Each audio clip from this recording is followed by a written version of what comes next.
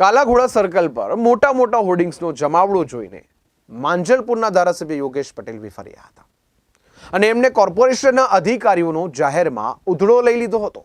માંજલપુરના ધારાસભ્ય યોગેશ પટેલે કોર્પોરેશનની દબાણ શાખાના અધિકારી મંગેશ જયસ્વાલને જાહેરમાં તતડાવી નાખ્યા હતા.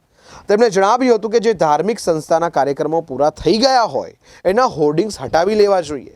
શહેરમાં ઠેર ઠેર હોર્ડિંગ્સ લાગેલા હોય છે અને એને લીધે દુર્ઘટના થવાનો ભય છે, એટલે બિનજરૂરી હોર્ડિંગ્સ તાત્કાલિક હટાવી લેવા જોઈએ.